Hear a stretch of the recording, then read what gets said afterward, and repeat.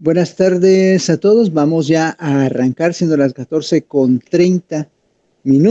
Ya pues afortunadamente hay más estudiantes presentes, así que vamos a iniciar con esta actividad. Fíjense que quisiera que puedan enlazarse al primer link que les envié en la mañana y ese enlace los va a llevar directamente a una plataforma de votación donde quisiera que me hagan favor de responder a estas Doctor dos Juan Pablo, yo preguntas no logro iniciales. escucharlo, no sé si los demás lo escuchan.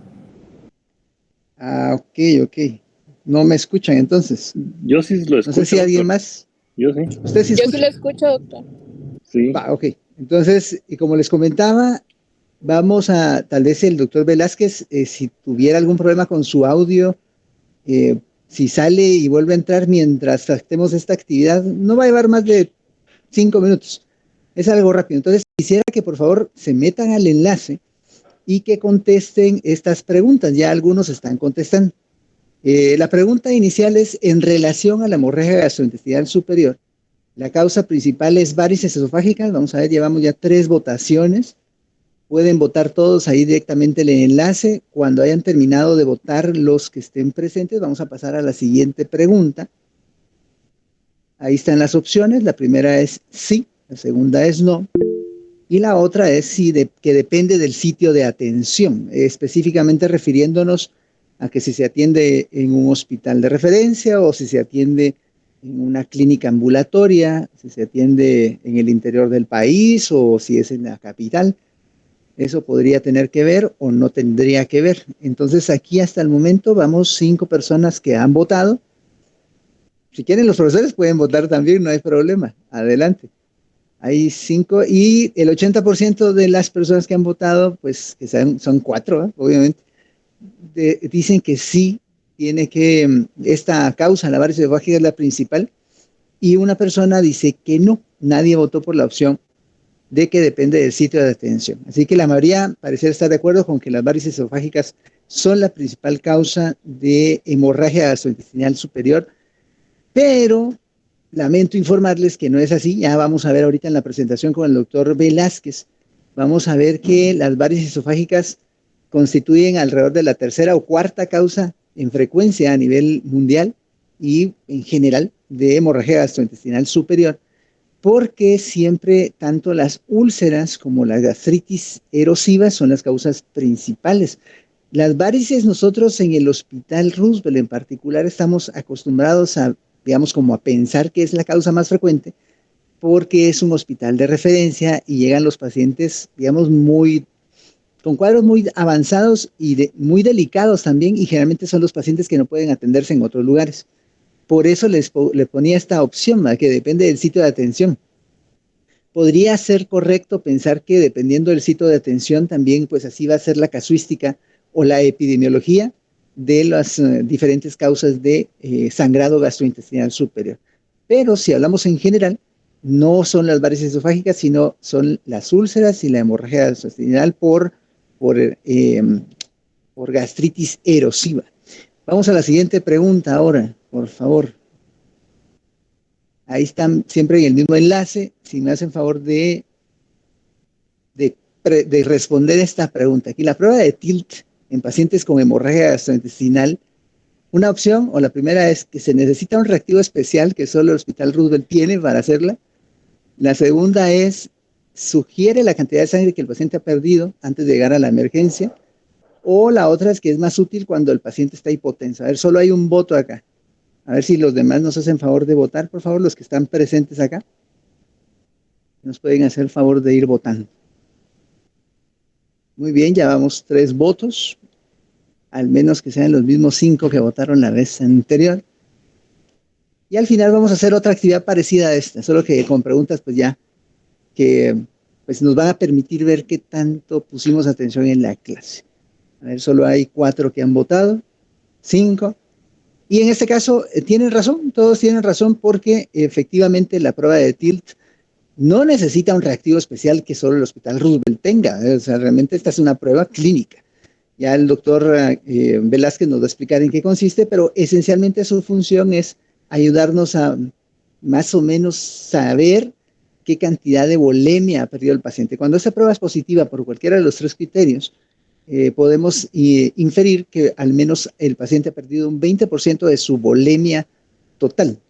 Y eso nos permite saber pues, la severidad del sangrado. Y por favor, nunca se le vayan a hacer a un paciente que ya está hipotenso, por favor. Esa opción es incorrecta. No hay que hacérselo a un paciente hipotenso o a alguien que esté con la presión arterial limítrofe, porque podría en todo caso tener complicaciones de más hipotensión o hacerla más severa.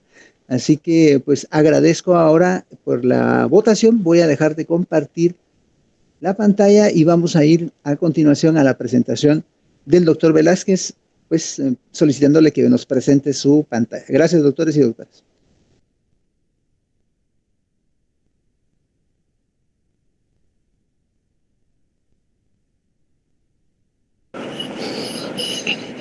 Gracias, doctor Juan Pablo, por la ilustración, por los ejemplos prácticos. Bueno, dos elementos que vamos a mencionar en la plática del día de hoy, pero también es importante que se den cuenta que todas estas preguntas y elementos básicos los pueden obtener a través de la apreciación de la clase, pues leyendo en la literatura. Para aclarar todas esas cosas que quedan dudas o que se desconocen, vamos a iniciar hablando un poco de la clase. Como decía el doctor, definitivamente este es uno de los temas más comunes que hay, una de las patologías más comunes que hay en el Hospital Roosevelt. De hecho, la principal causa de consulta en un mes para nosotros es hemorragia gastrointestinal y otro mes es enfermedad renal crónica, pero estas dos son nuestras principales patologías al momento de evaluar al paciente en la emergencia. ¿Cuál lleva mayor probabilidad de mortalidad? Pues definitivamente esta es importante, la cantidad de pacientes que llegan con hemorragia gastrointestinal al hospital, y pues vamos a hablar de la superior y vamos a hablar un poco de la hemorragia gastrointestinal inferior. ¿Por qué hacemos énfasis en la superior? Porque en medicina interna normalmente nos encargamos de evaluar todas las patologías que son superiores, mientras que de las causas inferiores, en un 90% de las patologías se encarga cirugía, especialmente el área de coloproctología, ¿verdad? Entonces, por eso hacemos énfasis en la superior. Ayer el doctor Gebhardt les dio la introducción y elementos fundamentales para poder interpretar muchas cosas de las que vamos a ver hoy. También quiero resaltar y hacer mención de que recuerden que tienen 2 semanas, ya hace 2 semanas les dimos las clases, no va a haber excusa que sea válida o no va a haber situación que sea válida para que ustedes no tengan la clase para el día que les toque presentar. Eso en primer lugar. Entonces, pues ahorita fue una situación particular, pero no, para que también ustedes sepan, ¿verdad? Y pues obviamente que hay medidas, pues esto es una parte de su evaluación curricular y de su desempeño dentro de la rotación. La clase que vamos a ver hoy tiene elementos claves. Vamos a empezar hablando de lo que es anatomía. No podemos hablar de hemorragia gastrointestinal superior o inferior sin saber de dónde surge la división o en base a qué se hace la diferenciación. Bueno, lo primero que deben saber es que cuando hablamos de hemorragia gastrointestinal superior, es aquella hemorragia que se localiza por encima de lo que es la estructura anatómica denominada ángulo de Treitz. ¿De acuerdo? El ángulo de Treitz se localiza, está suspendiendo la última porción del duodeno o la flexura duodeno-yeyunal. Esta es la función que tiene, está adherida al epiplón, al mesenterio, y de esta manera eleva el duodeno hacia donde comienza el yeyuno, constituyendo la flexura duodeno-yeyunal. Este es el ligamento de Treitz. Aquí tenemos una lupa para ampliar la imagen y este es el ligamento de Treitz. ¿De acuerdo? ¿Qué hace la diferencia? Todo sangrado que se presente por arriba de esta estructura anatómica representa una hemorragia gastrointestinal digestiva alta o HGIS, hemorragia gastrointestinal superior. Todo lo sangrado que se presente de esta estructura hacia abajo es considerada hemorragia gastrointestinal inferior o HGI, hemorragia gastrointestinal inferior por sus siglas, o hemorragia digestiva baja. Entonces, el ligamento de Treitz es la estructura anatómica que divide el sangrado alto del bajo. Esto en cuanto a la referencia anatómica, no en cuanto a las características clínicas. Aquí tenemos que termina el estómago, empieza el píloro del estómago, el bulbo duodenal, y luego tenemos la primera porción o porción superior del duodeno. Luego tenemos la segunda porción del duodeno, que es la porción descendente, y vemos acá en esta estructura que está acá, que es la ampolla de Vater, ¿verdad? O donde desemboca lo que es el conducto colédoco unido al conducto pancreático. Tenemos la tercera porción del duodeno, que es horizontal, y la cuarta porción, que es ascendente, para llegar luego al ligamento de Treis, la flexura, y empezar el yeyuno.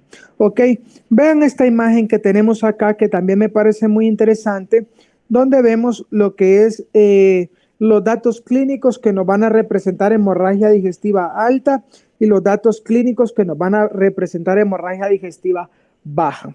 Si tenemos un paciente con hematemesis, con vómitos en pozo de café o melena, vamos a decir que el 99% de las probabilidades es que sea hemorragia digestiva alta. Doctor, ¿y ese 1% que sobra, a qué se debe? Bueno, porque la melena también puede ser parte de hemorragia digestiva alta, baja, perdón, pero sobre todo cuando la hemorragia se localiza a nivel del colon derecho. ¿De acuerdo? Cuando tengamos hematoquesia o rectorragia, estos son datos clínicos de hemorragia digestiva baja. En el 90% de los casos, vean bien que melena es, en el 99% de los casos, estos son para alta, pero existe 1% de probabilidades de que la melena sea sangrado digestivo bajo y que el sangrado se origine en el colon derecho. Sin embargo, la hemorragia digestiva baja, estos son 90% de esta etiología. ¿Y el 10% a qué se debe, doctor? Porque sí existe un 10% de pacientes que sangran en la vía digestiva alta, pero el volumen del sangrado y la fuerza de flujo de sangre es muy importante, que la sangre rápidamente llega hacia el recto y se ve como que fuera un sangrado digestivo bajo por estas características. De nada sirve saber cuáles son los que se presentan en el alto y en el bajo si no podemos identificar cuáles son cuáles. Ahorita estamos hablando nada más de anatomía, ya la vamos a ver propiamente en definición cada una de ellas. Ahorita la otra parte importante a lo que vamos es a poder determinar y responder la pregunta que el doctor Juan Pablo les hacía. ¿Cuáles son las causas principales por las que se produce la hemorragia gastrointestinal alta o HDA, hemorragia digestiva alta? Recuerden que su referencia bibliográfica es Harrison, pero Harrison está también en estos cuentos, entonces también les quise agregar esta parte de Cecil. Primero deben tener una clasificación general. Van a ver que nosotros en emergencia hacemos la mayoría de ingresos y los clasificamos. Consideramos que el primero que hay que hacer es, bueno, tengo este paciente con las características clínicas tales, con los antecedentes tales, con los antecedentes farmacológicos tales. Esto les va a permitir, tomando toda esta información, clasificarlo. Bueno, yo creo que la causa va a ser una hemorragia no varicial o definitivamente va a ser una hemorragia varicial asociada a hipertensión portal. Respondiendo a la pregunta que les hacía el doctor Juan Pablo, vean que el 80% de las causas de hemorragia digestiva alta son causas no variciales. Entonces, por eso la pregunta que les hacía no era correcta. Y solo un 20% de las causas se deben a hemorragias variciales. ¿De acuerdo? Entonces, lo primero que hay que hacer es categorizarlo en esos dos grandes grupos. ¿Por qué? Porque este grupo de acá se usa una terapéutica diferente a la que se usa en el grupo de varices. De acuerdo, partiendo de estas dos clasificaciones grandes de las causas de sangrado gastrointestinal superior, tenemos varias que pueden darse cuando son de origen no varicial. Ya les dijo el doctor Juan Pablo, les dijo el doctor Gebhard ayer, que la principal causa de sangrado gastrointestinal superior es úlcera péptica o úlcera duodenal. Segunda causa, gastritis erosiva o duodenitis erosiva, que ya las vamos a ver más propiamente. Tenemos esofagitis, que ya el doctor Gebhard explicó ayer. Tenemos lesiones de la unión de la mucosa de la unión gastroesofágica, donde se presenta lo que es el desgarro de Mallory Weiss. Y tenemos también malformaciones arteriovenosas, tumores y otras causas. Ya vamos a ver más detenido estas causas. Si nos centramos en el otro grupo, que es en hemorragia por hipertensión portal, vamos a tener que las varices gastroesofágicas son las principales causas. Recuerden, y como vamos a aprender cuando veamos cirrosis, que es el tema que es siguiente a abordar, nos vamos a dar cuenta que existen pacientes, que el paciente que tiene cirrosis se fibrosa todo el sistema canalicular hepático, de todo el sistema sinusoidal hepático, incluyendo las venas, las arterias, y como hay un engrosamiento y posterior fibrosis de estas venas y arterias, hay una hipertensión porque el vaso sanguíneo pierde la capacidad para extenderse, pues está fibrosada, para vasodilatar o vasocomprimir. Entonces, como hay una dificultad para el flujo de sangre por esta fibrosis, hay una hipertensión en todo el sistema vascular portoesplácnico, todo lo que es relacionado con la mesentérica, ¿verdad? Y la circulación portoesplácnica. Al haber hipertensión, esta presión venosa aumentada y arterial incluso, va a hacer que nos aumente la presión a nivel de la vasculatura esofágica y se van a formar varices. Estas varices gastroesofágicas, cuando se rompen, representan una causa importante de sangrado y de mortalidad. La principal patología asociada es la cirrosis hepática, por lo cual, por eso debemos clasificarlo. Si pensamos que es un paciente cirrótico con varices, hay que hacer un tratamiento dirigido a esto. También tenemos gastropatía por hipertensión portal, no propiamente varices, sino que gastropatía y varices gástricas aisladas. Cuando tengan un paciente que solo presente varices gástricas aisladas, no, deben pensar como primera opción que hubo un trombo en la arteria esplénica o un trombo en la arteria del vaso. Esta es la principal causa de varices gástricas aisladas. Entonces, recapitulando, lo van a ir en dos grandes grupos, el no varicial y varicial. Vean esta imagen acá de una endoscopía donde podemos ver que hay una lesión sangrante de forma activa. No es una úlcera, no se ve gastritis, sino que parece una malformación arterial. Ya vamos a ver de qué se puede tratar. Pero así es como vemos en endoscopía un sangrado gastrointestinal importante. Vean el flujo de chorro activo, potente, que pueden observar acá. Y cuando hay hemorragia por varices esofágicas y hacemos una ligadura, cuando hablamos de ligadura, esto es una varice. Miren, meten el endoscopio, toman la varice, colocan un hilo rodeando la varice y de esta manera la ligan para que deje de sangrar. Veamos un poco más detenido el 80% de las causas de hemorragia gastrointestinal, o sea, de causa no varicial. Non-varicial upper gastrointestinal bleeding, sangrado gastrointestinal superior no varicial. Miren que tenemos causas infecciosas, jóvenes.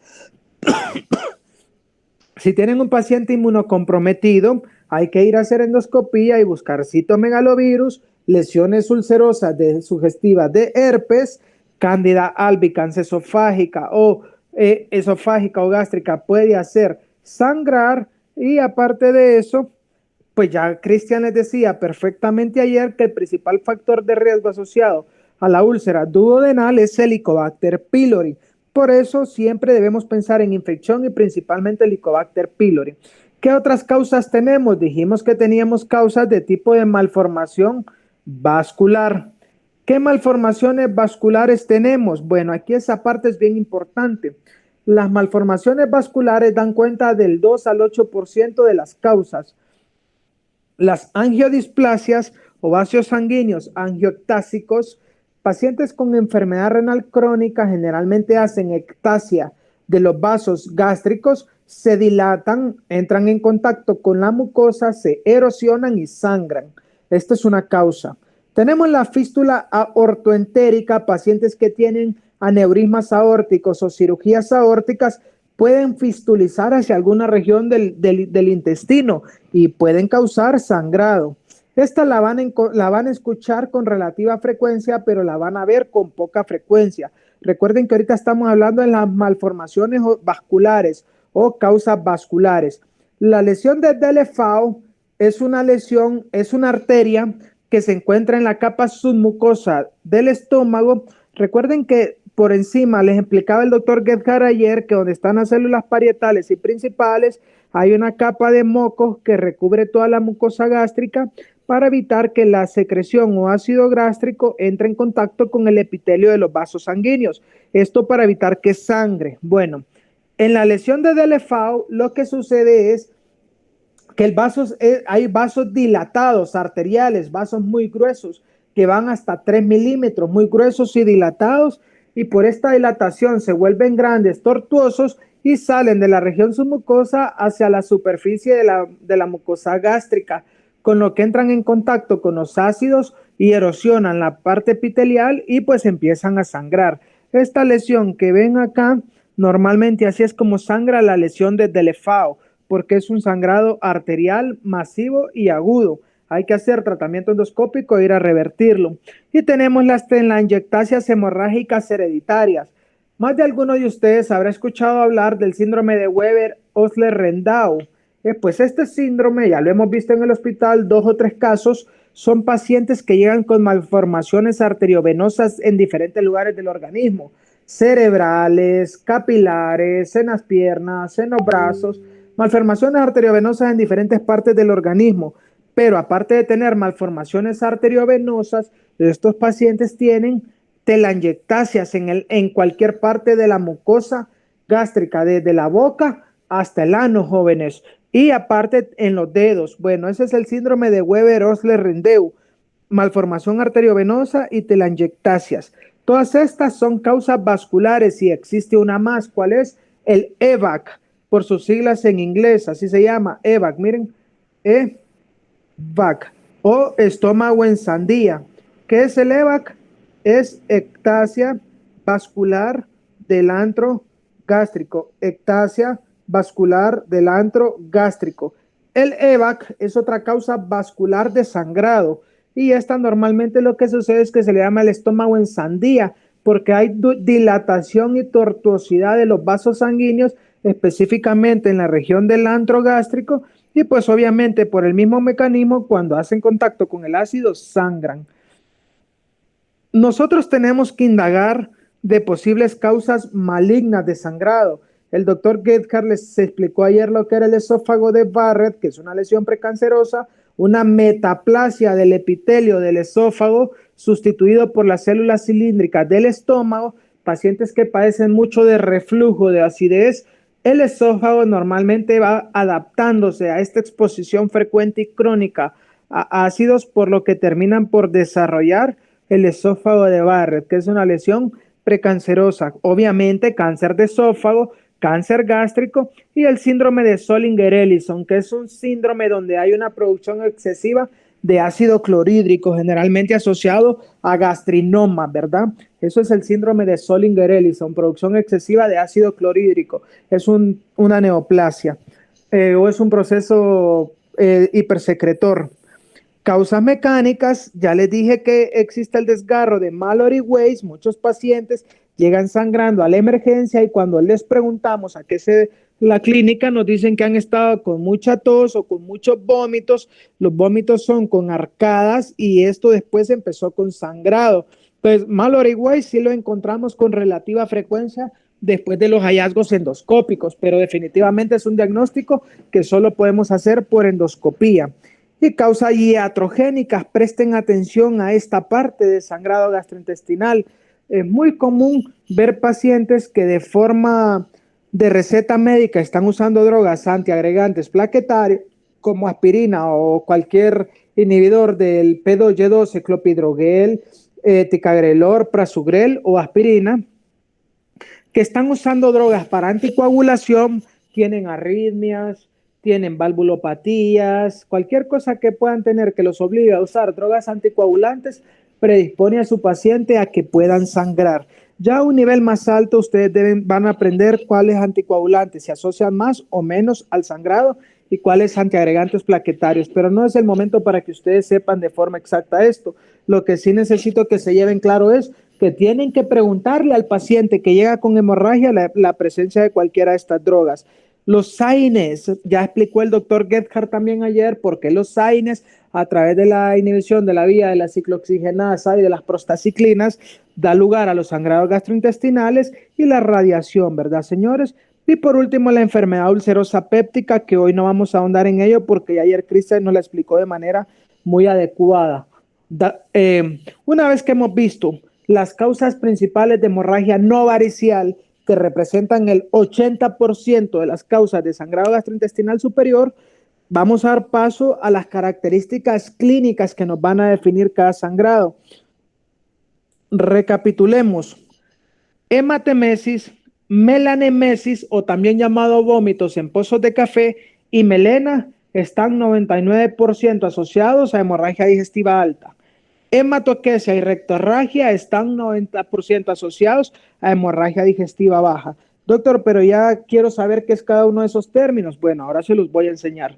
¿Cuáles son las presentaciones clínicas que podemos tener con nuestros pacientes? Repito, vean que hematemesis y rectorragia están en rojo brillante. Vean que melanemesis está en café. Vean que hematoquesia está en un rojo oscuro. Y vean que melena está en negro. ¿Por qué lo hice? Porque definitivamente les quiero ayudar a recordar las características que pueden encontrar con sus pacientes con sangrado. Si un paciente llega a la emergencia y les dice que llegó, doctor, mi paciente ha estado vomitando sangre, sangre brillante y tiene coágulos, esto se llama hematemesis. Miren, señores, por eso va en rojo vivo, sangre rojo brillante. Les puede llegar y decir, mire, doctor, que yo veo que los vómitos de mi paciente son similares a pozos de café. Estos son vómitos, este es un pozo de café. Miren, jóvenes, este se denomina pozo de café y por eso se llaman vómitos en pozo de café. Esto se llama melanemesis. ¿Cuál es la diferencia? Todo de esta línea para acá, todo es hemorragia digestiva alta. Entonces, hematemesis es aquel paciente que el sangrado es tan importante que inmediatamente lo vomita, pero es rojo brillante y sale por la boca porque es hemorragia digestiva superior. Melanemesis es aquel paciente que gradualmente ha estado sangrando, la sangre entró en contacto con el contenido gástrico y por eso se torna en color de pozos de café. Entonces es un sangrado como menos agudo, de menos volumen y que ya entró en contacto con el contenido gástrico, por eso sale café. Melanemesis. Y la melena, esto que ven acá aquitranado en forma de, o color de petróleo, eso es la melena, son heces negras muy, muy malolientes que salen por el recto. Ya todos ustedes creo que han podido oler o percibir el olor de lo que es la melena y es un dolor muy, muy incómodo. Y la característica es que las heces son negras. Ahora nosotros ya con algún grado de expertise, nosotros ya solo olemos o percibimos el olor y ya sabemos que hay un paciente con melena en esa habitación o en ese cubículo. Entonces, por eso están coloreados en estos tonos para que ustedes los recuerden de forma más fácil. Ahora bien, doctor, ¿y por qué se vuelve negra la sangre? ¿Cómo la sangre, esa roja, pasa a ser negra? Bueno, tienen que saber que para que haya melena debe existir por lo menos de 50 a 100 ml de sangre, unos 80 ml en promedio, que entren en contacto con los ácidos del estómago, pasan hacia el intestino, donde se oxidan por todo el paso a través del yeyuno, del ilion, del colon, hasta llegar al recto. En todo ese proceso y tránsito a través del intestino, se oxida y se torna en el color negro característico de la melena. Les decía yo que 99% de las causas de esto es hemorragia gastrointestinal superior, pero hay un 1% que son aquellas hemorragias que se originan en el colon derecho, que tienen que cruzar todo el colon derecho, el colon transverso, colon descendente, sigmoides, para llegar al recto. Bueno, estas también pueden presentarse como melena. Las causas de hemorragia, los síntomas clínicos que le van a hacer pensar a usted que el paciente tiene una hemorragia gastrointestinal inferior son la hematoquesia. Hematoquesia es salida de sangre rojo, pero rojo vinoso por el recto. Es sangre que se originó a cualquier trayecto del colon, llegó al recto y es sangre rojo vinoso, pero no es una sangre rojo brillante. Si la sangre es rojo brillante que sale por el recto, entonces se llama rectorragia, ¿verdad? La rectorragia nos indica dos cosas, o sangrado muy importante, o sangrado reciente, o sangrado en la parte distal del colon.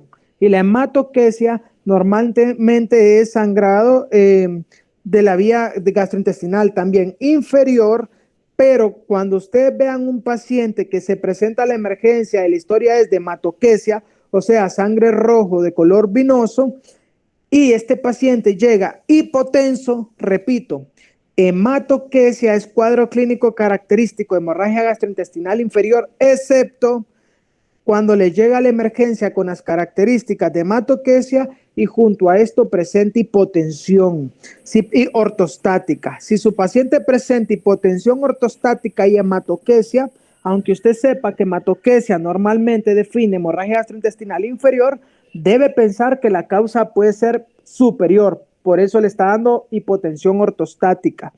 ¿Y eso para qué me sirve, doctor? Que no se va a quedar entonces solo con realizar una colonoscopía, sino que va a ir a hacer una endoscopía. Hay dos términos muy importantes, el sangrado oculto y el sangrado obscuro.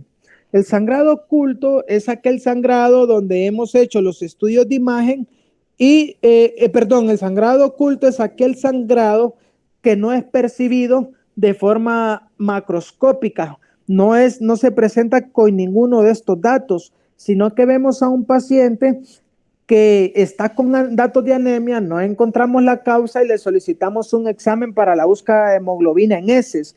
Este examen se llama guayaco, es el que pedimos en el Roosevelt. ¿Qué nos permite ver? Nos permite ver la presencia de hemoglobina en las heces. La única cosa que tienen que saber es que este elemento, este examen puede ser modificado por si el paciente está tomando hierro, ha comido carnes rojas, por ejemplo, toda la causa externa de consumo que pueda contener hemoglobina puede ser positivo este examen siendo un falso positivo. Y aparte de eso puede haber falso negativo porque si sangró en la parte alta del tracto gastrointestinal, la hemoglobina en el guayaco es inestable. Por lo tanto, puede llegar ya de forma negativa a la parte distal cuando lo evaluamos y ser un falso negativo por la inestabilidad de la hemoglobina. Doctor, pero ¿y entonces qué hacemos si sabemos esto? Bueno, lo que yo les recomiendo a mis estudiantes en la emergencia es que pidan un guayaco más transferrina, porque la transferrina es otra proteína adherida a la hemoglobina que tiene mejor estabilidad en su tránsito por el trayecto gastrointestinal. Entonces, el guayaco les puede salir negativo o positivo por lo que les conté, pero si la transferrina sale positiva, entonces ahí sí es muy poca la probabilidad de que esto sea falso positivo o falso negativo. Mensaje final de ese punto, pidan guayaco más transferrina. Luego de eso tenemos el sangrado obscuro, que es aquel sangrado que se presenta cuando sabemos que el paciente está sangrando, hacemos los estudios endoscópicos o estudios colonoscópicos de base y no encontramos dónde se localiza el sangrado. Eso es sangrado obscuro. Jóvenes, aparte de hacer la anamnesis, de hacer lo que hemos visto, debemos analizar los cuadros clínicos del paciente. Por eso, cuando presentan hemorragias gastrointestinales superiores como casos clínicos, van a ver que a veces hay uno o hay dos estudiantes que presentan lo mismo y a todos les sacamos provecho. ¿Por qué? Porque tratamos de hacer un análisis clínico del paciente. Este cuadro es necesario abordarlo para que ustedes sepan y empiecen a orientar su diagnóstico. Si el paciente le llega con dolor abdominal superior, pues con las características clínicas que nos contó Cristian ayer, van a pensar que es una úlcera péptica. Si les llega con odinofagia, con disfagia, con historia crónica de reflujo, pueden pensar que es una esofagitis de acuerdo y clasificarla de acuerdo a Los Ángeles, como les enseñó Cristian, o que puede ser un esófago de Barrett. Si el paciente les dice que ha tenido hémesis, que tiene con arcadas, que tiene tos previo a la hematemesis, al cuadro clínico de sangrado, pues ustedes pueden pensar en un desgarro de Mallory-Weiss, como les comentaba. Ahora, si le llega ictérico, con distensión abdominal por ascitis, con circulación colateral, obviamente aquí en este contexto ustedes piensan en hemorragia varicial o gastropatía portal. ¿Por qué es importante esto? Porque ya les dije que los tratamientos para varicial y para no varicial son diferentes. Por eso es que les hacemos énfasis cuando presentan un caso clínico, que si van a presentar datos de esto, nos cuenten los datos positivos, pero también aquellos datos negativos que nos pueden ayudar al diagnóstico. Por ejemplo, el paciente niega uso de AINE, niega uso de esteroide, niega uso de antiagregantes, niega uso de antiplaquetarios, el paciente en el examen físico tiene ascitis, tiene circulación colateral, tiene ictericia, tiene eritema palmar, tiene telangiectasia, su cabeza de medusa. Todos esos, aunque no estén, tienen que describirlos si están presentes, pero también deben negarlos cuando no estén presentes para poder orientar su diagnóstico clínico. Y pues obviamente los datos, recuerden siempre estos datos que son signos de alarma: la saciedad temprana, la pérdida de peso, la disfagia y la caquexia. Agréguenle a esto anemias crónicas y deben pensar siempre en una malignidad o cáncer, siempre metiendo un poco de clínica en el abordaje, ¿de acuerdo? Bueno, ¿cómo debemos evaluar de manera aguda en la emergencia a nuestro paciente con hemorragia gastrointestinal superior? Muy fácil. Debemos ver la severidad del sangrado, identificar cuál puede ser la probable causa del sangrado e identificar aquellas condiciones que nos puedan afectar el manejo. De acuerdo, vamos a ir a ver los antecedentes, hábitos y manías de nuestro paciente. Vamos a preguntarle si ya ha habido historia de hemorragia, porque 60% pueden recidivar y puede ser el mismo origen. Vamos a ir a buscarle si tiene enfermedad hepática o si tiene abuso de alcohol, si es diabético o tiene antecedente de cáncer.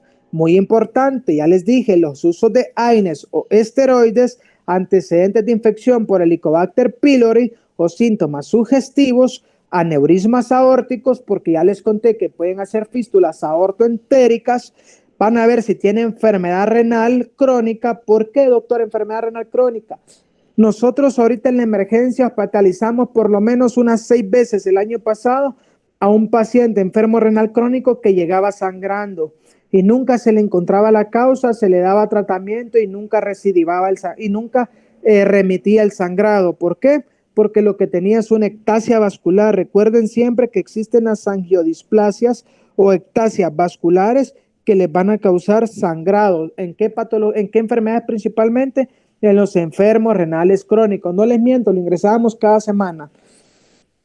Van a evaluar al paciente y si su paciente tiene estenosis aórtica, hay un síndrome que se llama síndrome de Heyde que deben identificar. Paciente que llega con hemorragia gastrointestinal superior y que aparte tiene estenosis aórtica, considérenlo como el síndrome de Heyde. ¿Por qué? Hay una angiodisplasia vascular en esa válvula aórtica que está estenótica, altera el factor de von Willebrand y al no haber factor de von Willebrand se altera la coagulación. Al haber angiodisplasia, pues el paciente termina por sangrar, ¿verdad? Eso es el síndrome de Heyde. Y pues obviamente fumar, y ya les dije que infecciones por Helicobacter pylori a repetición, o si piensan en cáncer, síndrome constitucional, ¿verdad? Esto es preguntar hábitos y manías. Nunca dejen de preguntar hábitos y manías. Entonces, ¿cuál es la severidad del sangrado? Evaluemos la severidad del sangrado. Clasificación del choque hipovolémico. Normalmente lo que nos va a determinar la severidad del sangrado es pues que nosotros hayamos visto un sangrado profuso o masivo. No necesitamos más para ver la severidad, pero si no hemos visto el sangrado ni el paciente nos muestra fotos, debemos ver el estado de volemia de nuestro paciente. Si el paciente llega únicamente con taquicardia, recuerden que siempre les he dicho que no esperen ver hipotensión. La taquicardia es el primer signo de inestabilidad hemodinámica. Y si llega con taquicardia, representa que ha perdido por lo menos el 15% de la volemia total de sangre. Si el paciente llega con hipotensión ortostática, representa que ha perdido del 15 al 20%, incluso al 30% de volumen sanguíneo. Y es aquí donde nos sirve el test de Thiel. Ponen a su paciente y le toman la presión arterial en decúbito supino, o sea, acostado. Si en decúbito supino la presión arterial está normal, entonces vienen y sientan a su paciente y después de 1 minuto a 1,5 minutos vuelven a medir la presión arterial. Vamos a decir que mi paciente tiene test de Thiel positivo cuando la presión arterial desciende 20 milímetros en la presión sistólica o 10 milímetros en la presión diastólica al pasar de acostado a estar sentado. ¿Qué quiere decir esto? Si me tenía 130/90 acostado y yo lo senté y después del 1,5 minutos me tiene 100/60, hubo un descenso de 30 en la sistólica y 30 en la diastólica. Esto es test de TIL positivo. 20 de sistólica o 10 de diastólica ya lo representa como test de TIL positivo y representa que el paciente haya perdido más del 15% de volumen de sangre y hay que correr porque en los próximos minutos nos va a pasar a hipotensión aún con el paciente acostado y ahí ha perdido más del 30% de sangre hasta el 40% de la volemia. Como esta es la única clase donde vamos a ver la clasificación de choque hipovolémico, los choques hipovolémicos, vamos a meter esta tabla acá. Se pueden clasificar en grado 1, grado 2, grado 3 y grado 4. Yo tengo un choque hipovolémico grado 1 cuando perdí aproximadamente el 750 ml. De 750 a 1500 grado 2, 1500 a 2000 es grado 3 y más de 2000 es grado 4. Pero como yo no tengo forma de medir esto, tengo que basarme en variables clínicas. Si está taquicárdico o no, y qué tan taquicárdico puede estar. Si la presión arterial está normal o ya está hipotenso. Cómo está la presión de pulso, si está taquimneico o no. Cómo está la excreta urinaria relacionada por hora, qué tanto está orinando a mi paciente y el estado mental de mi paciente. Todas estas variables clínicas jóvenes las deben evaluar en los primeros minutos de llegada del paciente a la emergencia con hemorragia gastrointestinal. Por eso me tomo el tiempo de colocárselas porque les va a permitir clasificar en qué grado de choque hipovolémico puede llegar su paciente. ¿De acuerdo? Hay que evaluar las causas del sangrado, ya les dije cuáles pueden ser, e identificar aquellas condiciones que afecten el manejo. Obviamente, aquellas condiciones que afecten el manejo, por ejemplo, no vamos a reponer volumen excesivo en un paciente enfermo renal crónico con falla cardíaca, definitivamente no vamos a excedernos en volumen o en líquido porque vamos a complicar el cuadro. Vamos a pacientes que estén muy anémicos o pacientes que tengan otras enfermedades como infartos del miocardio o cardiopatía coronaria, pues debemos ser más agresivos con la transfusión.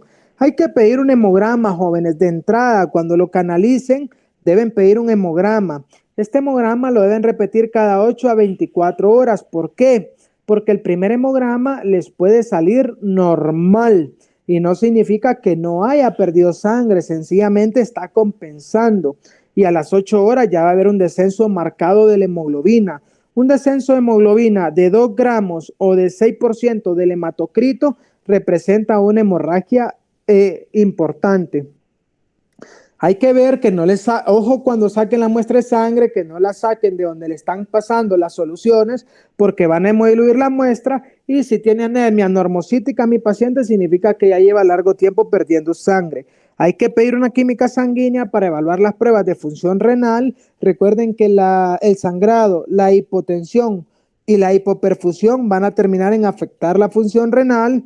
Obviamente tienen que pedir pruebas hepáticas, tanto pruebas de lesión como pruebas de síntesis, si están pensando que hay una enfermedad hepática. Los tiempos de coagulación son fundamentales, más si el paciente está anticoagulado, y de una vez deben pedir el grupo IRH. ¿Por qué? Porque seguramente vamos a necesitar transfundir a este paciente. Si ven que hay una elevación únicamente del BUN o del nitrógeno de urea, y este está disociado con el valor de la creatinina, es decir, tengo una creatinina por ejemplo, en 0.8 y tengo un nitrógeno de urea en 48 o en 56, por ejemplo, pues no tiene relación.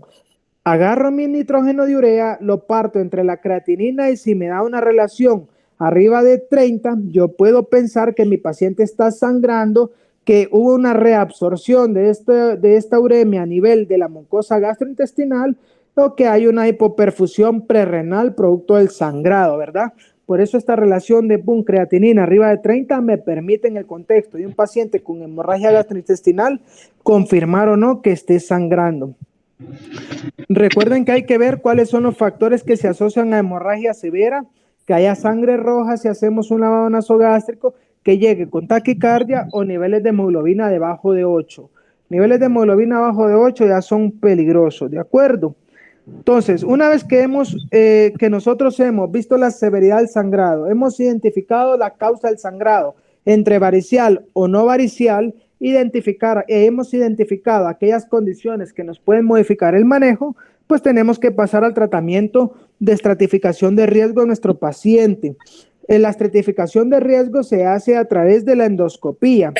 Y van a ver muchas veces que para la hemorragia gastrointestinal superior, como hallazgo endoscópico, nosotros usamos la clasificación de Forres. Forres 1A es una hemorragia en chorro. Vean aquí los dos apartados. El paciente fue a endoscopía y aquí, a partir de mañana, quiero que cuando un paciente suba de endoscopía, ustedes sean los primeros en ir a ver ese resultado. ¿Por qué? Porque si les da la clasificación de Forres. ¿Qué les está diciendo Forres? Si hay hemorragia activa o si la hemorragia ya no es activa, pero es reciente. ¿Y para qué me sirve saber esto, doctor? Porque de esta manera voy a saber cuál es la probabilidad de que mi paciente vuelva a sangrar. Y van a ver ustedes que muchas veces en base a esta clasificación ingresamos, le damos más días de tratamiento hospitalario al paciente o lo egresamos. Entonces esta es la parte importante acá, ¿verdad? Para tomar. Marinivia, se está encendiendo su micrófono. Perdón, doctor. Bueno, entonces la clasificación de Forres 1A y 1B representa hemorragia activa. Forres 2A, 2B, 2C o 3, una hemorragia que ya pasó.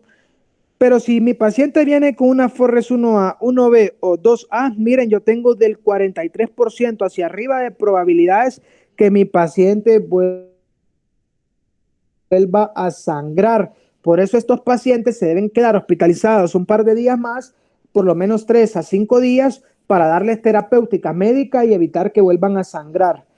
Si está del 2B hacia adelante, ya la probabilidad es del 22, del 7 y del 2%. Por lo tanto, yo lo puedo mandar a casa. Una Forres 1A es hemorragia en chorro. Aquí vemos el chorro activo. Miren la hemorragia en vivo. Eso es una Forres 1A. Ahí hay que pegar epinefrina, clampear ese vaso o pegar cianocrilato, cualquier cosa que me permita detener el sangrado, y es tratamiento endoscópico. Miren, jóvenes, cuando es 1A. El 1B, perdón, es hemorragia en capas. Solo vemos que está sangrando, pero no con chorro, sino que en capas. La Forres 2A es un vaso visible, pero sin sangrado. La 2B es un vaso visible con coágulo ya adherido. O sea, ya está el vaso visible, pero tiene un coágulo. La 2C tiene un fondo de hematina. Miren, está la úlcera, se identifica el vaso y tiene un fondo de hematina. Y la 3 ya está con fibrina incluso. Entonces, este y este se pueden ir a la casa sin ningún problema. Solo tenemos que dar tratamiento oral. Estos y el 2A, que es vaso visible, lo tenemos que hospitalizar para darle tratamiento médico por 3 a 5 días. A esto me refiero cuando hay que estratificar el riesgo de resangrado. Esto sirve para la varicial, para la no varicial es diferente. Entonces, aparte de la endoscopía, cuando mi paciente llega a la emergencia, yo puedo estratificar el riesgo que va a tener este paciente de sangrado a través de la escala de Blatchford. Esta es una escala que podemos usar en la emergencia para poder clasificar a mi paciente y ver qué probabilidades va a tener de volver a sangrar.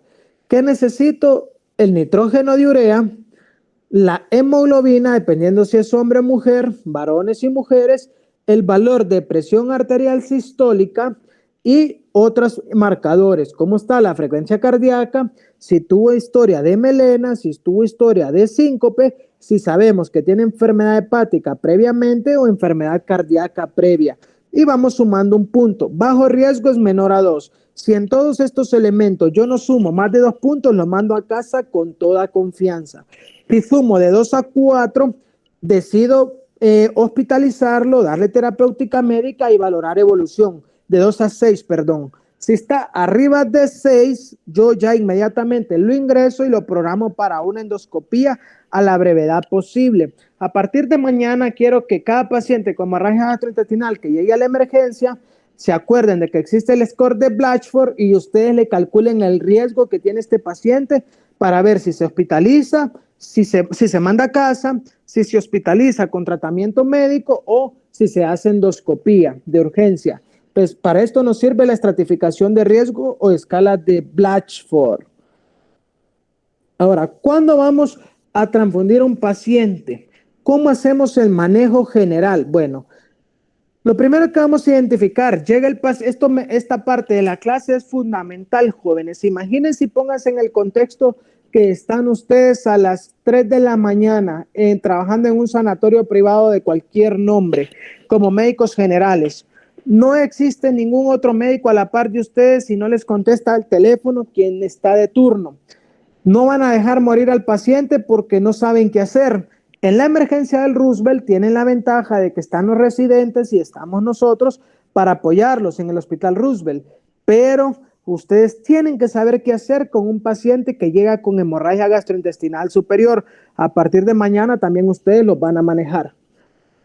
Lo primero que van a hacer es identificar al paciente que está hemodinámicamente inestable. Si su paciente llega con sangrado masivo que compromete la vía aérea o con una alteración del estado de alerta que le da un Glasgow menor a 8, deben proteger la vía aérea.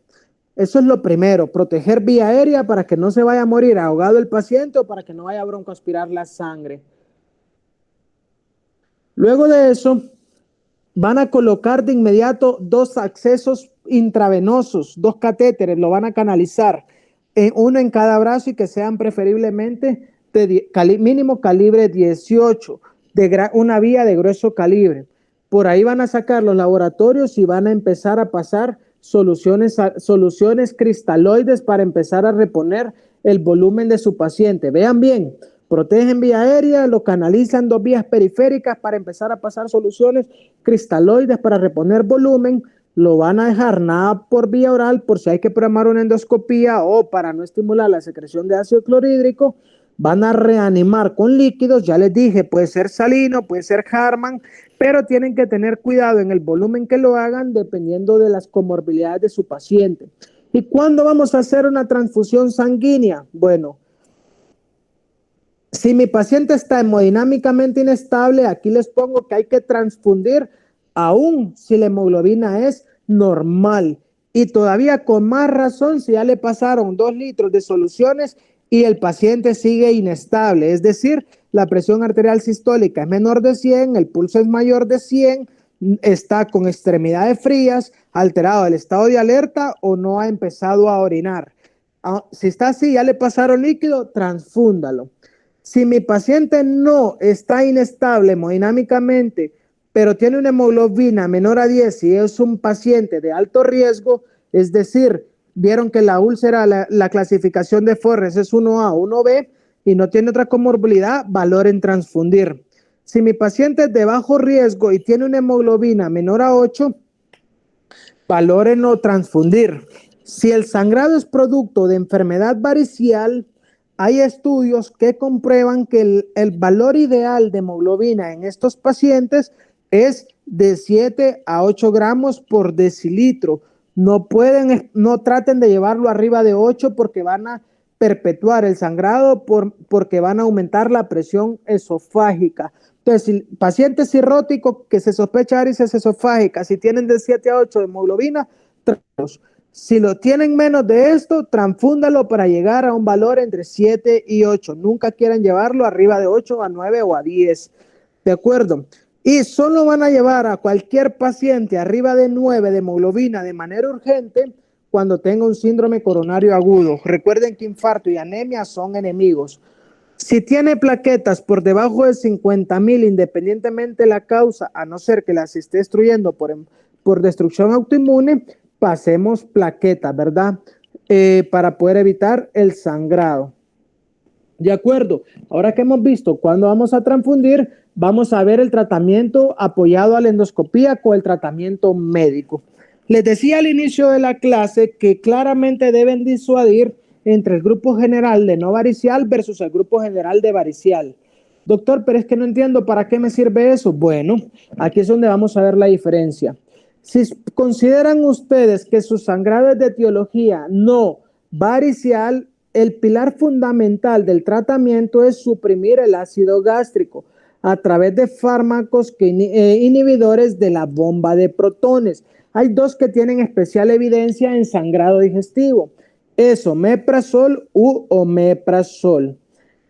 A partir de mañana, si llega un paciente o está en el piso y les sangra, ustedes ya van a saber que lo primero que deben hacer si su sospecha es sangrado gastrointestinal superior no varicial es utilizar un inhibidor de bomba de protones. Van a colocar una dosis inicial de 80 miligramos intravenosos de esomeprazol o de omeprazol, 80 miligramos, o sea, 2 frascos porque cada frasco trae 40, y va a seguir de una colocación de 40 miligramos 2 veces al día. O pueden valorar la infusión a una velocidad de 8 miligramos por hora. Doctor, ¿y cuándo hago qué cosa? ¿Infundir o en horario? Bueno, si ustedes tienen un riesgo de sangrado de acuerdo al Forres o porque saben que su paciente tiene un cáncer o tiene un antecedente de sangrado ya conocido y saben que va a sangrar de forma importante, pues entonces ahí le van a dejar en infusión. Pero si les da un riesgo moderado o saben que el sangrado puede venir dado por otra causa diferente a cáncer, pues pueden dejarlo en horario. Pero para serles honestos, ningún estudio avala la superioridad de dejarlo en infusión versus darlo en horario 2 veces al día. En lo personal lo dejamos en infusión cuando sabemos que es un cáncer y que está muy ulcerado o que va a sangrar mucho. Hay que, dependiendo de la clasificación o la estratificación de riesgo endoscópico o clínico que tengan, van a dejar hospitalizado al paciente 72 horas con las dosis intravenosas, luego le van a dar el inhibidor de bomba de protones para mandarlo a casa 2 veces al día por 14 días y luego continuar una vez al día por un mes. Así es como se egresan a los pacientes de la emergencia en sangrados gastrointestinales no variciales. Ahora bien, en la actualidad, jóvenes, y como les ponía el doctor, la pregunta al inicio, depende del sitio de la atención, la causa del sangrado. Saben que esta es una pregunta válida. ¿Por qué? Porque no tienen omeprazol en todas las partes del país. Hay lugares donde no hay acceso a omeprazol o a esomeprazol por vía intravenosa. En esos lugares ustedes pueden utilizar vía oral. Entonces, hay estudios que avalan el uso de esomeprazol u omeprazol en hemorragia digestiva por vía oral, pero la verdad ninguna recomendación supera el uso por vía intravenosa. Solo lo van a hacer cuando no tengan acceso a una vía intravenosa, ¿verdad? Entonces, para que sepan que también pueden ser orales. ¿Cuál es el objetivo de dar inhibidor de bomba de protones? Doctor, es hacer menos ácido el estómago. Bueno, tienen razón. El objetivo que todos van a tener de pH-metría del estómago es que sea un pH mayor a 6. Buscamos un pH mayor o superior a 6. Por eso damos inhibidor de bomba de protones para disminuir la acidez. Pero aparte de esto, fíjense que la principal bondad del inhibidor de bomba de protones es que inhibe la pepsina. Para los que lo recuerdan, la pepsina es una enzima proteolítica, es decir, tiene la función de degradar proteínas. Recuerden que cuando nosotros sangramos, se activa la cascada de coagulación y se forma un coágulo, este tiene proteínas. Si nosotros no inhibimos esta pepsina, la pepsina, que es un inhibidor proteolítico, la pepsina, que es un inhibidor proteolítico, va a impedir que se deshaga ese coágulo que ya se formó y que vuelva a resangrar. Pues, para que tengan claro para qué sean inhibidor de bomba de protones, sí es cierto que para reducir la acidez del estómago, idealmente aumentar un pH arriba de 6, o sea, hacerlo más alcalótico, pero también la principal bondad es inhibir la pepsina, que es una enzima proteolítica que nos va a destruir el coágulo ya formado. Si mi paciente va a pasar a endoscopía, podemos usar prokinéticos, miren, para ayudar al vaciamiento gástrico y que en el estudio endoscópico se puedan obtener mejores imágenes. ¿Cuáles pueden utilizar? Eritromicina o metoclopramida. Entonces, le llegó el paciente a la emergencia y lo vamos a bajar, no olviden colocarle metoclopramida, ¿verdad? Que es la que tenemos en el hospital, para que lo tengan claro de el por qué. Ahora vamos a hacer un resumen de qué vamos a hacer cuando acuérdense que dividimos la hemorragia gastrointestinal en dos, varicial o no varicial.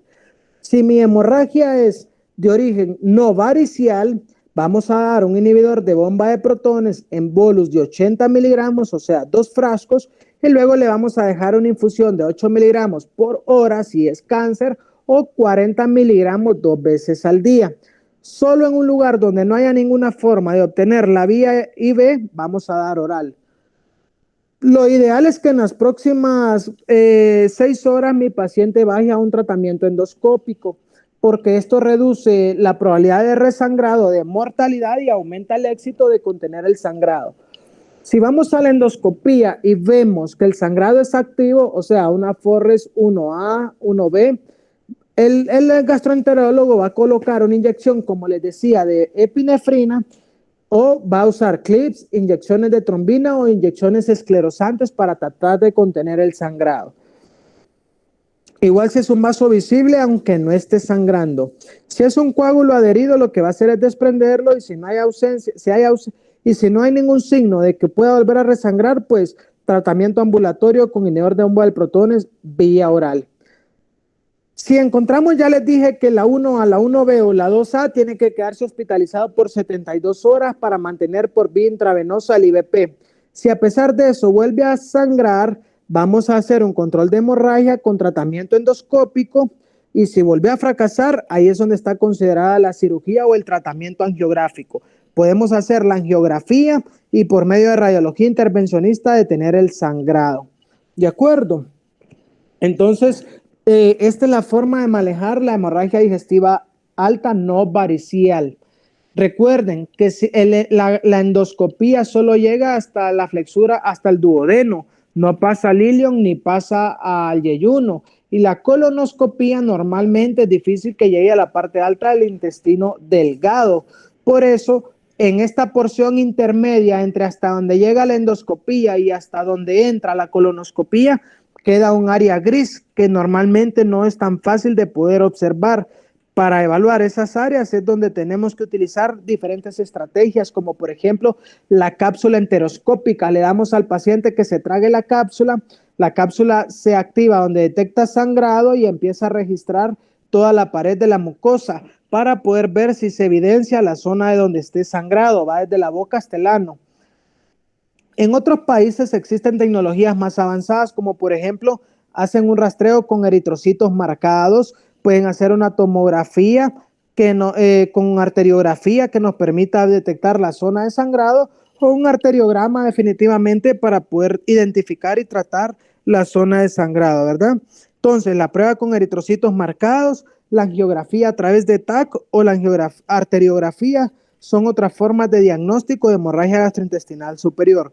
¿Cuáles de estas hacemos en el Roosevelt? Hacemos endoscopía, colonoscopía, cápsula enteroscópica, hacemos sigmoidoscopía y podemos hacer tomografía, pero no siempre nos permiten hacer una angiografía por medio de tomografía, ¿verdad? Pero todas estas estrategias las podemos abordar. ¿Qué pasa si mi sangrado es varicial? Por eso ya les dije que cambia, ¿verdad? La forma en que lo vamos a tratar. Bueno, si mi sangrado es varicial, vamos a usar medicamentos que son estos. Pues por eso hay que identificar cuál es la causa del sangrado. Si es varicial, vamos a usar octreotide, que es un análogo de la somatostatina, y van a ver ustedes en la emergencia que la mayoría de nuestros pacientes están tratados con octreotide. Entonces, lo ideal es usar terlipresina, que es un análogo de la vasopresina. Damos un bolus de 2 miligramos intravenoso y luego cada 4 horas hasta controlar la hemorragia. Una vez que la hemorragia se ha controlado, se reduce la dosis a 1 miligramo cada 4 a 6 horas. Lo que pasa es que terlipresina es sumamente cara. Si lo usamos en lo privado es cara. Entonces para el hospital también sale caro. Por eso sustituimos con octreotide. Y octreotide damos un bolus de 50 a 100 microgramos y después dejamos una infusión. Entonces, ven, no varicial, inhibidor de bomba de protones y terapia endoscópica. Varicial, damos análogos de somatostatina o análogo de vasopresina y hacemos ligadura de varices. Normalmente el 20% de los pacientes que tienen cirrosis o hemorragia por hipertensión portal y varices van a llegar infectados. Los que no llegan infectados, un 54%, se pueden infectar en el proceso de hospitalización, Por eso es que algunas guías, las guías de gastroenterología, de hecho, recomiendan dar profilaxis con ceftriaxona 1 gramo cada 24 horas por 7 días. Ceftriaxona, ciprofloxacina o levofloxacina son las opciones que recomiendan las guías para antibiótico profiláctico en pacientes con sangrado de tipo varicial. Entonces, ven cómo va cambiando la conducta de uno a otro. Por eso es que les quería dejar claro que existen dos causas principales. Ahora, ¿cómo hacemos el tratamiento en emergencia o endoscópico cuando la causa es hemorragia digestiva por varices esofágicas?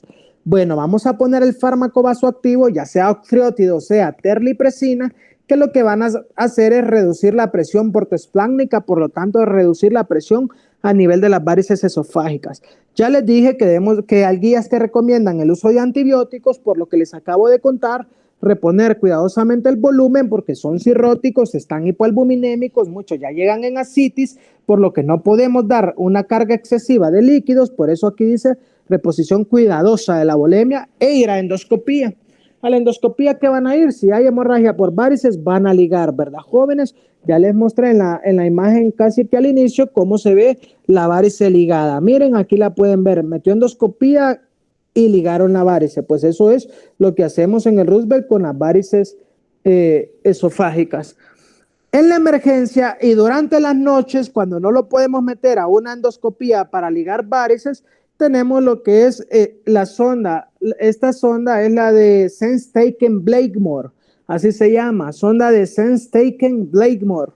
Y es una sonda que tiene dos balones, como pueden ver acá, la colocan parecido a una sonda nasogástrica, pero aquí lleva otros cuidados porque tiene dos balones, uno para inflar, tiene dos orificios para colectar aguja, uno para inflar la cámara esofágica y otro para inflar la cámara gástrica.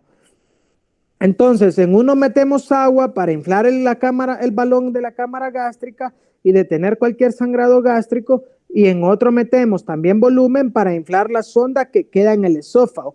Como queda en el esófago, va a apretar las varices para hacer, digamos que hemostasia. Es como cuando ustedes hacen compresión sobre un vaso sangrante, por ejemplo, en un catéter, o retiraron un catéter, un angiocat, y hacen presión para hacer hemostasia. Bueno, lo mismo es cuando inflamos este balón que queda en la región esofágica.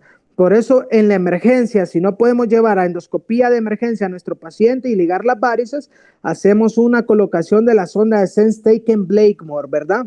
Que es esta que ven acá. Inflamos el balón de esófago, el balón en estómago, y esto nos permite que el paciente soporte ir a una endoscopía. Estos pacientes con varices, que el sangrado es tan abundante, profuso y activo, son los que pueden presentar hematoquesia como signo de hemorragia gastrointestinal superior, porque la sangre rapidito pasa en el trayecto, a través del trayecto gastrointestinal hacia el recto. Recuerden que en melena necesitamos 50 a 100 ml, en promedio 80, que debe haber permanecido de 8 a 14 horas en circulación por el tracto gastrointestinal. Pues por eso es que se colorea de negro. Pero cuando tenemos sangrado por varices, sangran tanto, llega tan rápido al recto, que normalmente puede presentarse como hematoquesia, ¿verdad? Por último, en cuanto al superior, profilaxis secundaria. Es un paciente que tiene que utilizar AINES por una o por otra razón, pues deben indicarle que los puede seguir usando, que de preferencia utilice inhibidores del COX-2, de la ciclooxigenasa 2, que se saltan la vía gástrica, pero estos tienen como efecto adverso la hipertensión. ¿Y cuáles tenemos acá? Por ejemplo, tenemos el Celecoxib, tenemos lo que es el Valdurein, que es otro COX-2 que usamos intramuscular. Tenemos Celecoxib, tenemos Arcoxia, diferentes marcas, ¿verdad? Pero estos son los COX-2. Entonces, de preferencia, si tienen que usar AINES en pacientes con antecedentes de sangrado, usen un COX-2 y siempre agréguenle un IVP por vía oral. Miren, si su paciente tiene que usar aspirina, la reinician una vez que ya se haya estabilizado al paciente, pero siempre agregarle inhibidor de bomba de protones. Miren, y lo mismo sucede si su paciente usa esteroides, ¿de acuerdo? Bueno, esta es la parte central de la clase porque, como les dije, vemos más hemorragia gastrointestinal superior, pero vamos a hablar de forma breve de la hemorragia gastrointestinal inferior, hemorragia digestiva inferior. es aquella que se presenta por debajo del ligamento de Treitz y puede afectar el colon ascendente, el colon transverso, el colon descendente, el colon sigmoides, la región rectal o la región anal o incluso la región perianal. Veamos las principales causas. En los adultos, y esta es una causa común que en la privada lo maneja medicina interna, pero en el Roosevelt lo maneja cirugía, y es la enfermedad diverticular. La íntima del vaso sanguíneo se engrosa y la capa media se adelgaza, por lo que se forman divertículos. Estos divertículos sangran. Y esto es la principal causa de sangrado digestivo inferior, enfermedad por divertículos. Los divertículos son más comunes, como ven acá, miren, son saculaciones, ¿ves? Son saculaciones del colon que cuando se perfora la íntima empiezan a sangrar. La localización más común es en el colon sigmoides, pero los que más sangran son los que se encuentran en el colon ascendente. Y recuerden que les dije que el 1% de las causas de melena son los sangrados en el colon ascendente. Bueno, los divertículos sangrantes del colon ascendente nos pueden dar melena. Las angiodisplasias, miren, aquí vuelven a aparecer las angiodisplasias o las ectasias vasculares. En los niños, las enteropatías inflamatorias, o sea, las diarreas inflamatorias o infecciosas y los pólipos juveniles. También existe la colitis isquémica en los pacientes que tienen aterosclerosis o fibrilación auricular, las colitis infecciosas, miren, lo que llamamos disentería. Por ejemplo, los pólipos, que es una causa importante, no digamos el cáncer de colon, que es una causa todavía muy importante, e incluso las hemorroides internas y externas. A mi gusto, este cuadro se queda corto, por lo que complementé con esta imagen de las causas que pueden existir de hemorragia gastrointestinal inferior. Recapitulando, aquí viene todo el intestino delgado, llegamos al apéndice, al apéndice y a la región cecal, y aquí podemos tener una colitis o incluso una ileitis distal que nos puede dar sangrado. La enfermedad de Crohn, recuerden que hay dos enfermedades que se clasifican como enfermedades inflamatorias del intestino, que es la colitis ulcerosa y la enfermedad de Crohn. En las dos es por actividad autoinmune. La enfermedad de Crohn afecta de la boca al ano y la colitis ulcerosa es más que todo el colon. Pero entonces, una colitis, una uleitis, una enfermedad de Crohn, una colitis isquémica, porque miren aquí el vaso sanguíneo, viene la arteria, tiene placas ateroscleróticas, se obstruye acá y da una colitis isquémica. La colitis ulcerosa, que ya les dije que es la otra causa de enfermedad inflamatoria intestinal, esta afecta normalmente de forma circunferencial el colon. Las angiodisplasias o las ectasias vasculares, las colitis infecciosas, como les mencionaba, producto de salmonela, de campylobacter, de shigella. Aquí quiero contar una breve anécdota. Entra un paciente sangrando a la emergencia, expulsando coágulos de sangre. Bueno, viene con rectorragia, dijimos nosotros. Lo ingresamos, pasó, no dejaba de sangrar, se le hizo una colonoscopía y endoscopía y tenía ulcerada, una colitis ulcerosa, pero posinfecciosa, toda la pared del colon. No dejó de sangrar, se tuvo que llevar a sala de operaciones, le quitaron la mitad del colon y el paciente terminó muriéndose. ¿Saben qué había comido? Una ensalada de un restaurante de comida rápida. Y la verdad es que van varios casos que yo he visto en lo privado de colitis infecciosa por comer ensaladas en estos lugares de comida rápida, ¿verdad? No digo nombres, pero sí les dejo el mensaje. Pues la colitis infecciosa puede dar cuadro clínico grave, sobre todo cuando es por salmonela y úlcera, la mucosa, sangran un montón. Estos son los divertículos. Miren cómo se ven los divertículos. Son brotes saculares de la pared del colon. Cuando se rompe la íntima, sangran. Puede ser diverticulosis, que solo es que existen, o puede ser diverticulitis, que se presenta cuando estos están inflamados y estos se pueden perforar. Veo muchos casos en la priva por enfermedad diverticular que se perforaron, sangraron o se estenosó el colon y hay que llevarlos a operar. Esta es una causa importante, pero que la van a ver más cuando roten por cirugía. Y por supuesto el cáncer o neoplasia, ¿verdad? Aquí también puede haber lesión de Delefeu. Miren, hay las hemorroides, las fisuras anales y las fístulas perianales. Bueno, eso ¿Cómo lo tratamos? Depende. No hay inestabilidad hemodinámica y el paciente está joven, va a ir a una sigmoidoscopía flexible si la hemorragia lo permite. Si es muy importante la hemorragia, a colonoscopía. Si es mayor de 40 años, de una vez va a ir a colonoscopía. Si se identificó el sitio de sangrado, si se identificó la hemorragia, todo está bien. Si se identificó pero persiste, va a ir a angiografía. Si persiste, va a ir a cirugía. Si no se identificó la hemorragia, se van a hacer otros estudios para identificarla. Miren, como les dije, si llega con hematoquesia o rectorragia, que cualquiera pensaría es hemorragia gastrointestinal inferior, pero les llega con inestabilidad hemodinámica o hipotensión ortostática, como les dije al inicio, deben hacer endoscopía para buscar una causa de enfermedad del tubo digestivo alto.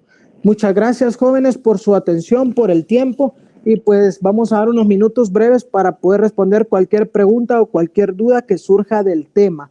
Agradezco el tiempo, es un tema importante que hay que tener en consideración siempre. Gracias, jóvenes.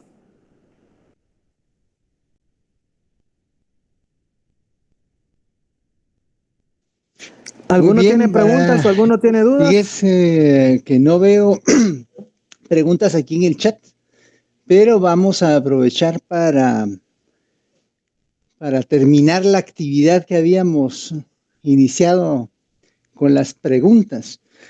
En el segundo enlace que les compartí en el grupo, ahí en el de WhatsApp, pueden ingresar y este enlace los va a llevar directamente para poder votar en esta pregunta y la siguiente que viene a continuación. Esta pregunta lo que plantea es que cuando un paciente se presenta con hemorragia gastrointestinal, ¿es necesario siempre transfundir? Entonces, aquí están las opciones. La primera opción es que sí, efectivamente es necesario transfundir siempre, no, o depende del contexto clínico del paciente. Entonces, vamos a ver ahorita que las personas voten, ya hay 3 votaciones. Y básicamente nos sirven para darnos cuenta de que efectivamente pusieron atención, porque el doctor explicó muy bien esta parte, de que depende, o sea, no todo paciente al final de cuentas debe de ser transfundido, pero sí tienen que estar muy vigilantes, no solo de la causa, sino de la severidad del sangrado y prever. Cuando un paciente se presenta a la emergencia, aparte de las pruebas de laboratorio, digamos, habituales como hematología completa, creatinina, nitrógeno de urea, pruebas hepáticas, tiempos de coagulación, siempre recuerden tomar una muestra para hacer compatibilidad. O sea que lo vayan a transfundir o no lo vayan a transfundir, un paciente que se presenta con hemorragia gastrointestinal debe tener una compatibilidad hecha desde el inicio, desde el ingreso, precisamente previendo que pueda ser transfundido o que lo pueda requerir. Y bueno, aquí todos están de acuerdo en que depende de su contexto clínico. Como el doctor explicó muy bien, pues de acuerdo a lo que el paciente se presente clínicamente y a los niveles de hemoglobina que maneje, así uno decide cómo y con qué lo va a transfundir también, porque no solo vamos a pensar en transfundir células embacadas, sino también plaquetas en los casos que se ameriten, sobre todo los sangrados de origen varicial, que con frecuencia tienden a tener pues plaquetopenia. A continuación, la segunda pregunta en el mismo enlace se refiere al uso de betabloqueadores en hemorragia gastrointestinal superior. Acá hay 3 opciones. El uso de betabloqueadores, específicamente propanolol, puede ser, según las opciones que se dan, útil cuando el paciente presenta varices esofágicas sangrantes, o es útil cuando el paciente presenta varices esofágicas ya sin sangrado activo, o no es útil bajo ninguna circunstancia en hemorragia gastrointestinal. A ver qué opina la audiencia. A ver qué piensan aquí, por favor, voten. Vamos a ver qué dicen todos por acá.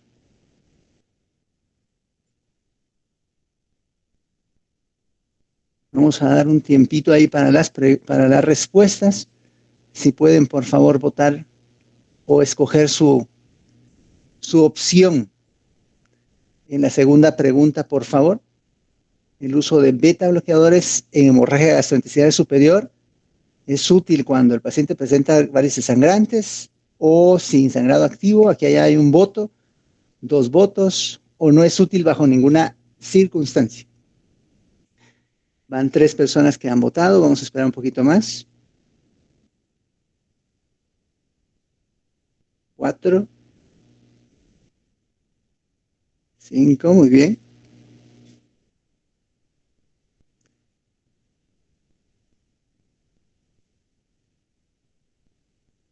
Excelente, tenemos ya 9 votos y efectivamente tienen razón. El uso de beta bloqueadores, específicamente propanolol, puede ser útil bajo ciertas circunstancias en pacientes con sangrado varicial, pero cuando ya no tiene sangrado activo. Por favor, no lo utilicen de entrada en el paciente que está ingresando recién a la emergencia, aunque sepan que el paciente tiene sangrado por varices, porque si el sangrado es activo, pueden comprometer más su condición hemodinámica. Y pues la otra opción, la tercera, de que no es útil bajo ninguna circunstancia, pues no es cierta. Lo correcto es que los pacientes que ya están estables, que ya se detuvo el sangrado, sí nos puede ayudar a reducir la presión del lecho esplácnico y de esa forma reducir las reincidencias por sangrado gastrointestinal debido a varices esofágicas. Así que, pues muy bien, gracias por contestar. Esto pues demuestra que efectivamente están poniendo atención y quiero de esta forma agradecerle al doctor Velázquez por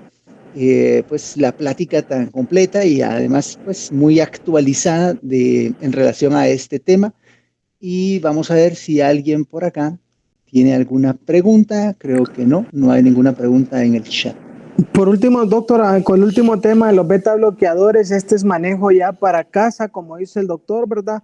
No lo vayan a dar, como ya les dijo el doctor, si llega sangrando hipotenso, es para cuando vayan a casa, y deben tener cuidado también, porque recuerden que para el uso de beta bloqueadores hay situaciones específicas que tienen contraindicación relativa, o hay muchos pacientes que tienen bradicardia porque tuvieron alcoholismo como causa de la patopatía, tienen bradicardia sinusal, pero que sí es importante. Entonces, los beta bloqueadores, el efecto por el que lo damos es para disminuir la presión portoesplácnica, como perfectamente el doctor describió. Y pues como también él hizo énfasis, para eso era la pregunta, hay que ver bien cuál es el contexto también en el que los vamos a asociar, ¿verdad? Gracias, doctor, por complementar esa parte.